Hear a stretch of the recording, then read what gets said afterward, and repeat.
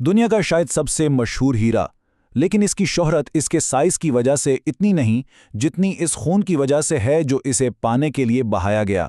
हिंदुस्तान की कानों से लेकर बरतानवी शाही ताज तक इसका सदियों पर मुहित सफ़र, ताकत, फतूहात और गहरे तनाज़ात की एक ऐसी कहानी है जो आज भी जिंदा है।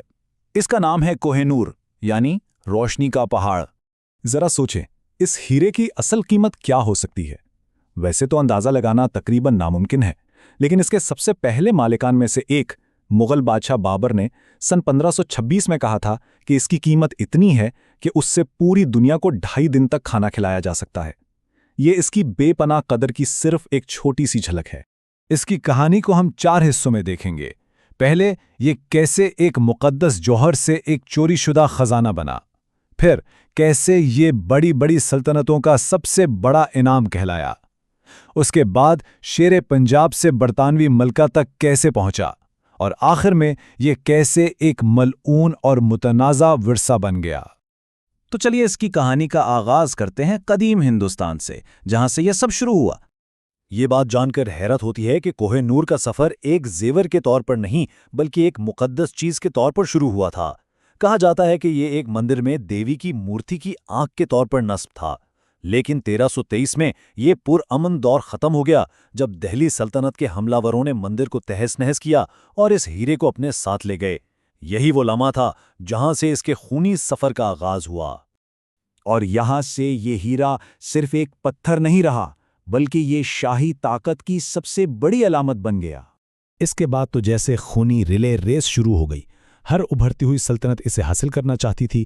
मुगलों ने इसे अपने मशहूर ज़माना तख्ते ताऊस की जीनत बनाया, तो पारसी हुक्मरान नादिर शाह ने दिल्ली पर हमला करके इसे छीन लिया। वहाँ से ये अफगानों के हाथ लगा।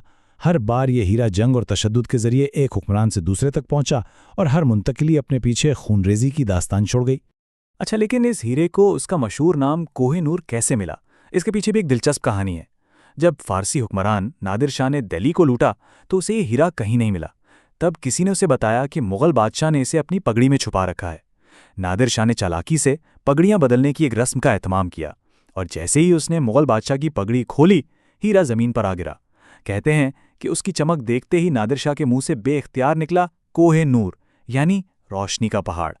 सदियों तक एशियाई सल्तनतों के बीच घूमने के बाद अब कोह-ए-नूर के सफ़र का सबसे मुतनाज़ा बाब शुरू होता है। इसका हिंदुस्तान से बरतानिया तक का सफ़र। ये मुंतकली भी ताकत के खेल का ही नतीजा थी। हीरा अफ़गानों से सिख सल्तनत के अजीम बानी महाराजा रंजीत सिंह यानी शेरे पंजाब के पास पहुंचा, लेकिन उनकी वफ़ात के बाद सिख सल्तनत कमज़ोर पड़ गई, जिसका भरपूर फ़ायदा ब्रिटिश ईस्ट इंडिया कंपनी ने उठाया। आखिरकार 1849 में उन्होंने सिर्फ 11 साल के महाराजा दलीप सिंह को एक मुआहदे पर दस्तखत करने पर मजबूर कर दिया, और इस माहदे की तीसरी शक में ये अल्फाज साफ साफ लिखे थे, कोह-ए-नूर नामी जौहर मलका इंग्लैंड के सुपुर्द किया जाएगा। यही कानूनी ज़बान, यही अल्फाज आज इस हीरे से जुड़े तनाज़े की सबसे बड़ी वजह हैं। लेकिन जब ये हीरा लंदन पहुंचा तो मलका विक्टोरिया उसकी शक्ल से कुछ खास मुतासिर नहीं हुई। इसमें वो चमक दमक नहीं थी जो यूरोपी कट्स वाले हीरो में होती है। इसलिए प्रिंस एल्बर्ट के हुक्म पर इसे दोबारा तराशा गया। इस एक अमल ने हीरे को हमेशा के लिए बदल कर रख दिया। इस नई तराश के नतीजे में हीरे के वजन में 40% की कमी आई। 40%! इसकी सदियों पुरानी तारीखी शक्ल को खत्म कर दिया गया, सिर्फ इसलिए कि इसे यूरोपी ज़ौक़ के मुताबिक ढाला जा सके। इस तराश ने सिर्फ हीरे की शक्ल नहीं बदली, इसने उसकी पूरी मीरास बदल दी। अब हम इसके जदीद दौर में दाखिल हो रहे हैं, जहां ये हीरा एक मनहूस कहानी और एक बड़े बैनुल-अक़वामी झगड़े का मरकज़ है। इस हीरे के साथ एक बहुत पुरानी और तारीख कहानी भी जुड़ी है। कहा जाता है कि ये अपने मर्द मालकान के लिए तबाही और बदकिस्मती लाता है। अब ये सिर्फ एक अफवाह है या इसमें कोई हकीकत है, ये तो कोई नहीं जानता, लेकिन बरतानवी शाही खानदान ने इस बात को हमेशा बहुत संजीदगी से लिया है। शायद इसी वजह से बरतानिया में इसे कभी किसी बादशाह ने नहीं पहना। इसे सिर्फ शाही ख़वातीन ने ही पहना है।